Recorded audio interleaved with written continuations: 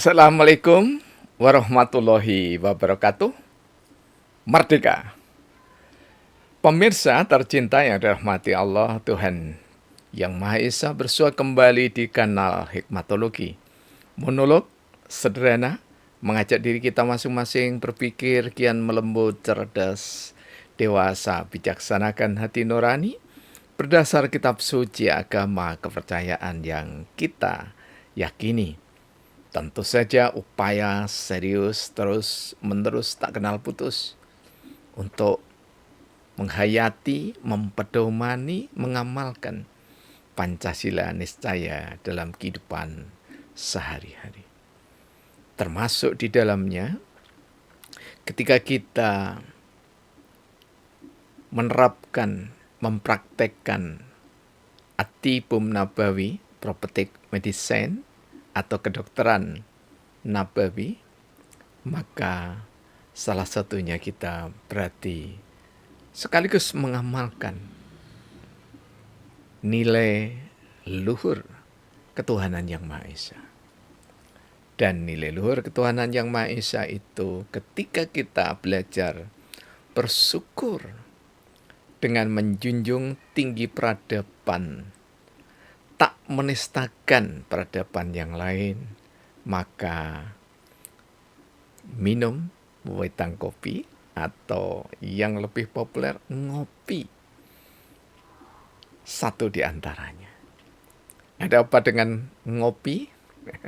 Mari kita sebelum berlanjut ngopi dulu.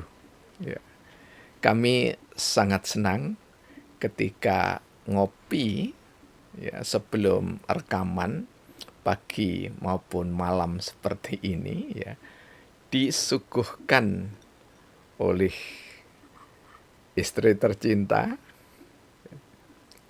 Hajah Nur Laila dengan cangkir yang berhias mawar merah. Namun menjadi gurauan ketika kami pertama kali memasuki area perkantoran Universitas Brawijaya Malang, tepatnya ketika kami diminta oleh Profesor Dr.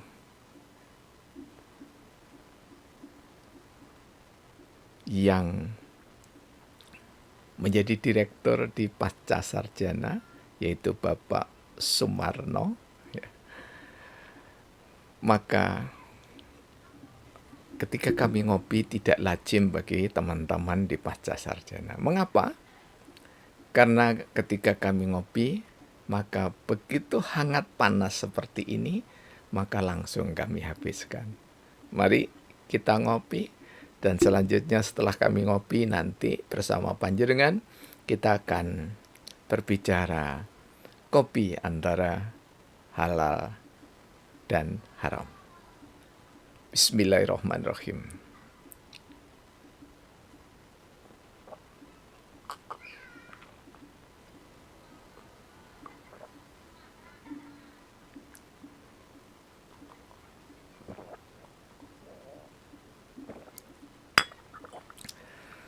Alhamdulillah.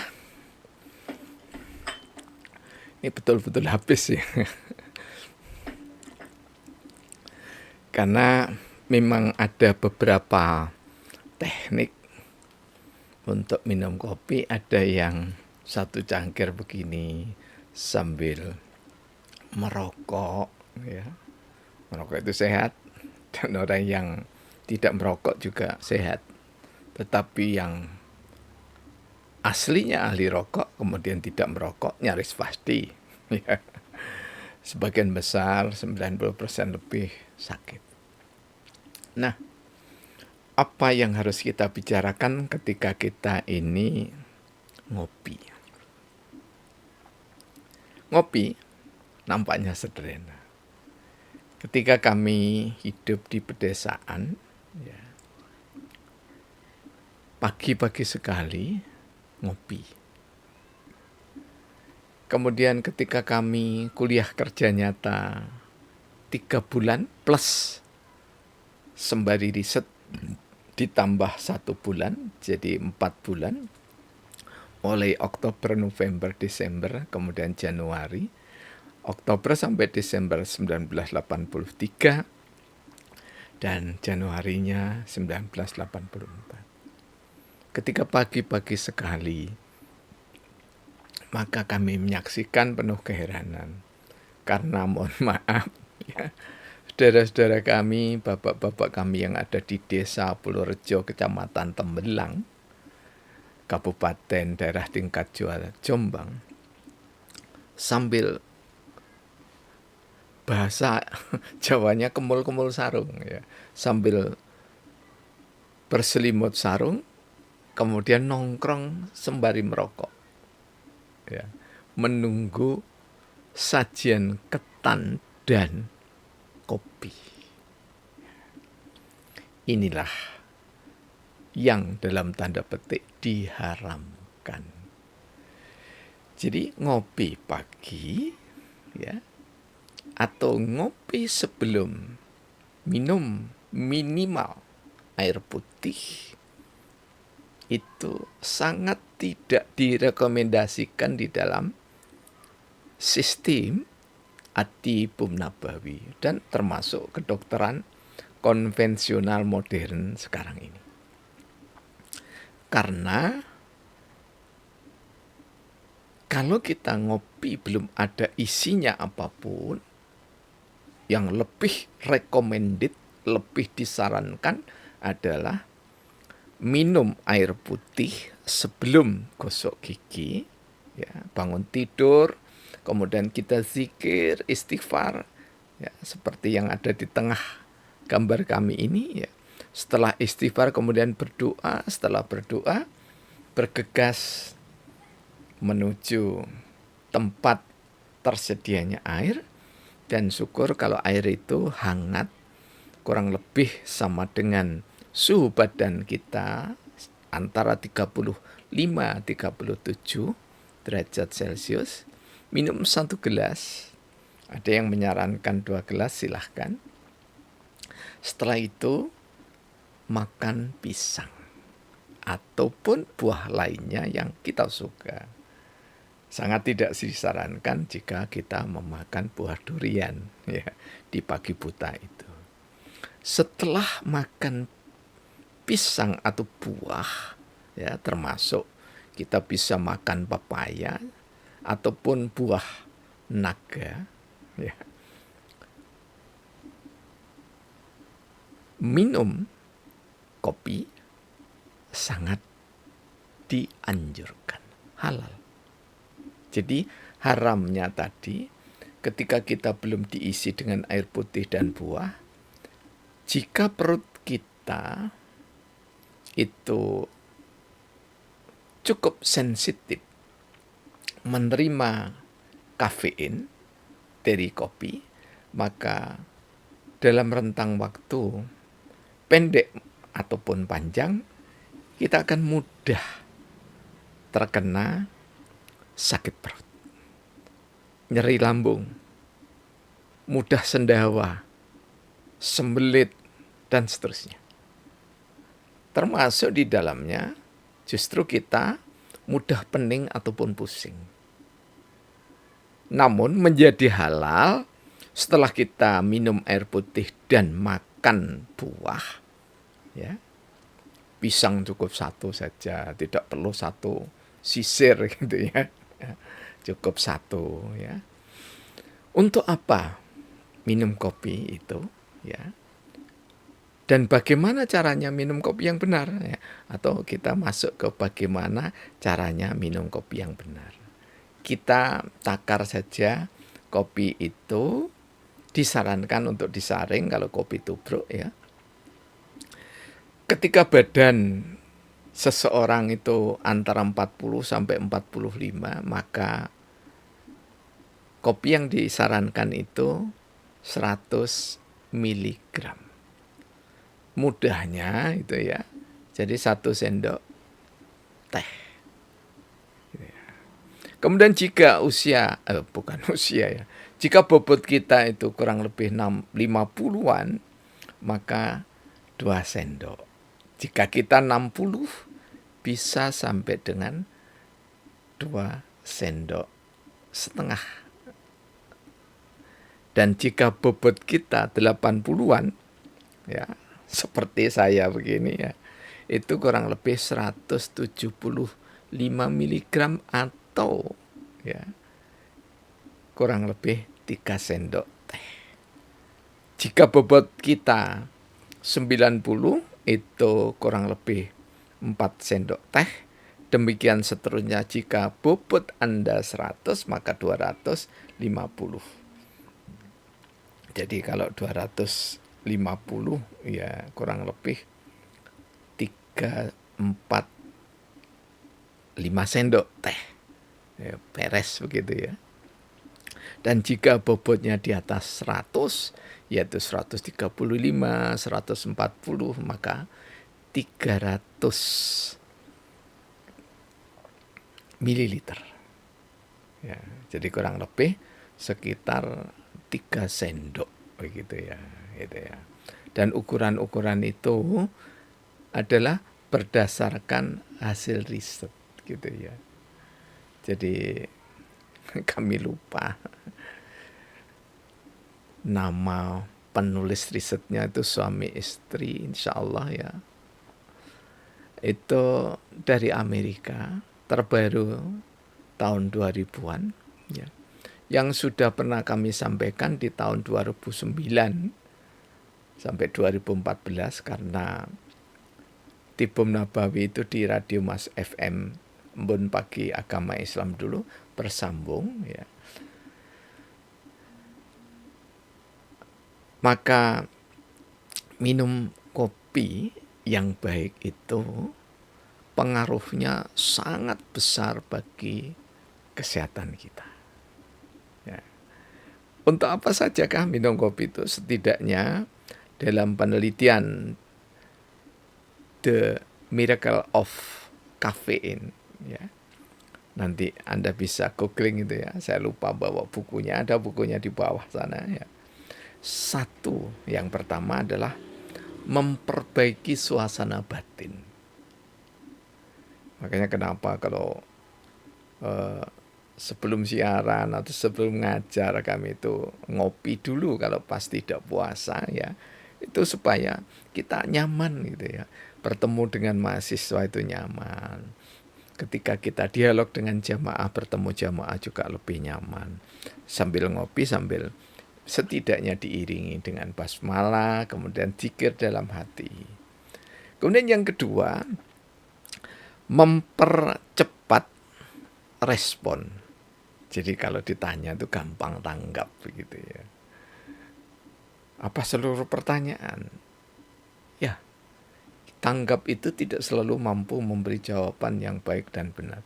Tapi tanggap itu setidaknya cepat merespon, cepat menanggapi. Sedangkan yang ketiga adalah untuk meningkatkan daya ingat. Daya ingat itu kalau orang muslim di kolbunya, di hatinya. Kemudian nanti di otaknya. Sampai ke otak. Jadi dengan ngopi maka menguatkan daya ingat kita. Itu yang ketiga. Yang keempat, menguatkan konsentrasi. Jadi kalau dalam bahasa santri, kiai itu akan membantu kekhusyukan. Oh iya, mungkin ada yang tanya, itu memang dalilnya kopi di mana? Dalil secara umum itu adalah doa yang disampaikan oleh Nabiullah Ibrahim Khalilullah, kekasih Allah ya, alaihi salam. Rabbana ma khalaqta hadza batila subhanaka faqina adzabannar. Jadi bahagia itu, enak, nyaman itu di dunia, dan juga neraka itu di dunia. Jadi kalau kita minumnya salah itu neraka dunia, tapi kalau minumnya benar maka sungguh ya Allah, segala yang Kau ciptakan itu tidak ada yang batil, tidak ada yang tak berguna, tidak ada yang tidak bermanfaat, semuanya bermanfaat. Karena itulah kami berlindung dari hal-hal yang menyebabkan kami tidak bahagia. Ya, dinar di sini bisa kita terjemahkan kalau di kehidupan dunia itu tidak bahagia. Mengapa tidak bahagia? Karena sakit. Sakit karena teknik minum kopi yang keliru.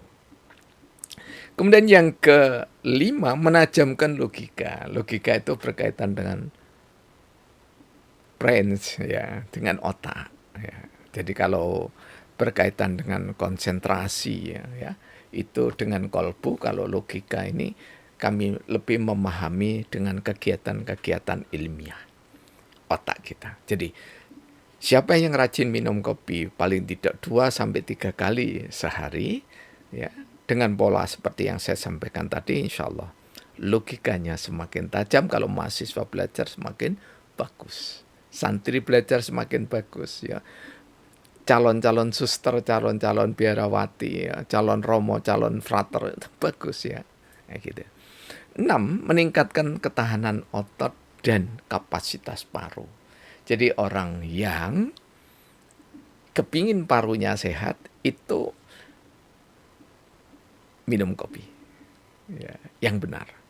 Ketahanan otot, jadi otot-otot di dalam tubuh kita, khususnya yang bertalian dengan otot-otot motorik kita, itu akan lebih kuat. Demikian juga sensoriknya. Ya. Yang ketujuh adalah meredakan nyeri. Jadi kalau nyeri pinggang, jangan mudah diobati dengan berbagai obat kimia. Karena ada kimia herbal, yakni dari kopi. Ya. Kemudian yang ke-8 adalah mengurangi nafsu makan. Ya. Karena itu bagi yang berpuasa, ya, boleh kita itu setelah berbuka puasa, ya, artinya iftar, ya, berbuka dengan air putih atau wedang, ya, yang manis dari korma umpamanya, ya, atau dengan madu. Setelah itu kita makan buah. Setelah makan buah boleh ngopi. Supaya apa? Supaya kita kalau berbuka tidak terlalu banyak, ya, porsinya. Nah, itu kalau kita memang ingin untuk mengurangi nafsu makan. Karena itulah orang-orang yang merokok, ya, biasanya bersanding dengan kopi, itu nafsu makannya lebih tertunda. Yang ke-9 adalah mempercepat pembakaran lemak. Jadi di antara olahragawan, ya, sebelum melakukan olahraga kurang lebih sekitar setengah jam, 1 jam, minum kopi itu justru akan membantu untuk membakar lemak di dalam tubuh kita. Yang ke-10 adalah meredakan serangan yang paling kita tidak suka, yaitu migrain. Termasuk di dalamnya berkaitan dengan nomor 6 tadi adalah asma. Jadi orang yang asma itu justru kalau kami mengobati pasien, salah satu di antaranya adalah minum kopi. Ya. Kalau ditanya ke kami, kopi mana yang paling baik? Semua kopi itu baik. Tetapi kalau bilang yang terbaik untuk saya, karena saya lahir di Sumber Manjing Wetan, ya kopi Sumawi, gitu, ya. Jadi kami tadi minum kopi asli dari Sumber Manjing Wetan sana, dan dipetik sendiri oleh Kang Marimin, ya, Kang Narimin maksud saya, dihadiahkan ke saya. Sudah berupa kopi tapi, ya, berupa bubuk, ya. Kemudian mencegah, yang ke-11 adalah mencegah Parkinson. Setidaknya itu adalah tremor, gitu, ya. Jadi tremor itu biasanya bergetar begitu, itu bisa dicegah dengan minum wedang kopi. Yang ke-12 mencegah penyakit batu empedu. Mengapa?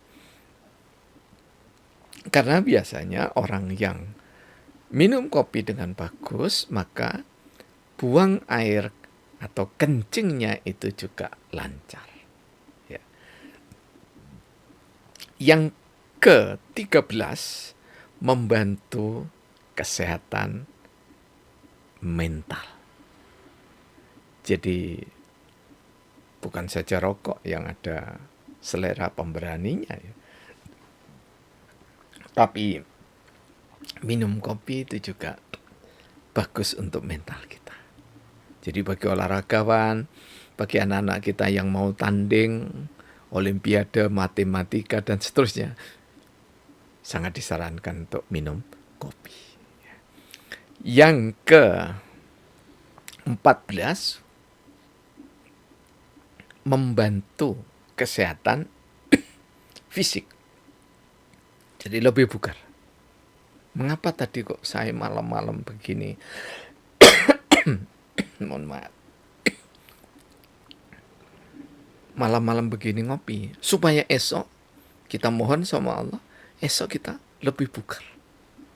Kerja lagi, menulis lagi, kerja lagi, menulis lagi. Ya.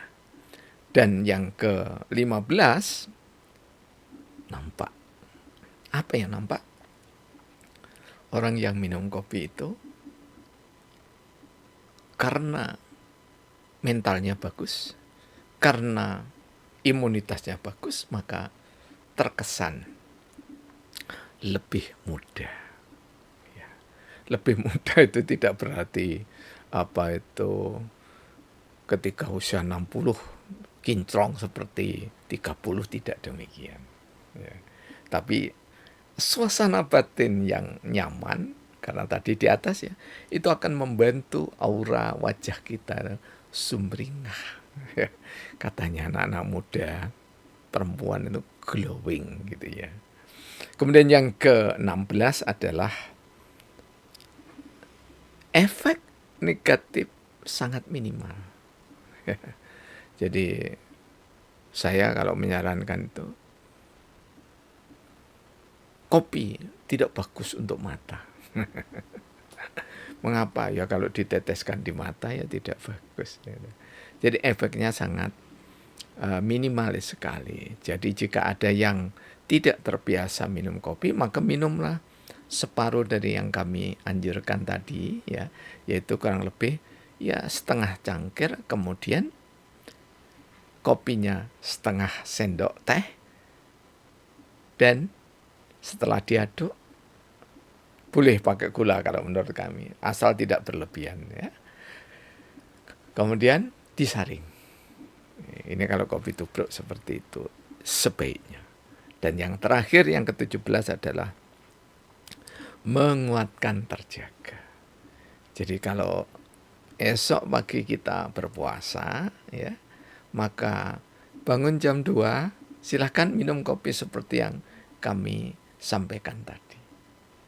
Maka insya Allah kita akan bisa melakukan, menegakkan salat tahajud dengan baik, zikir dengan baik, ya, membaca Al-Quran. Ada yang membaca Al-Quran itu dengan cara tilawah, jadi dibaca terus ya, tanpa artinya.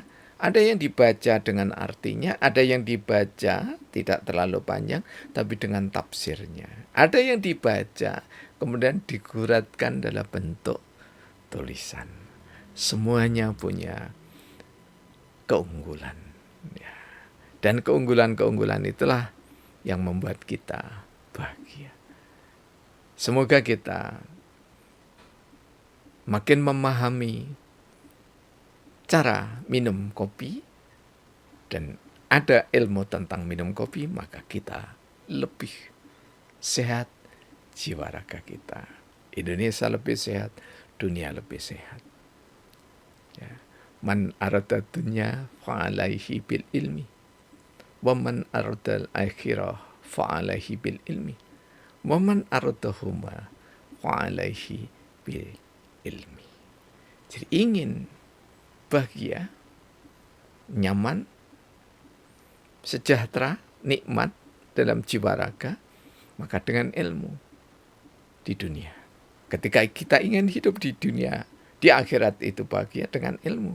Dan ketika kita ingin bahagia dunia akhirat dengan ilmu. Dan ilmu meminum kopi adalah satu di antaranya, menikmati kebahagiaan bi ridallah.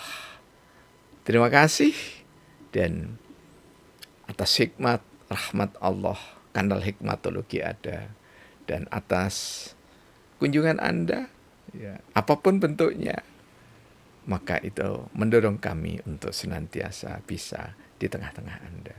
Mohon maaf jika musim hujan kami ada jeda 1-2 hari, kadang 3 hari. Karena kalau musim hujan deras, ya, waktu hujan deras, maka kami tidak bisa rekaman.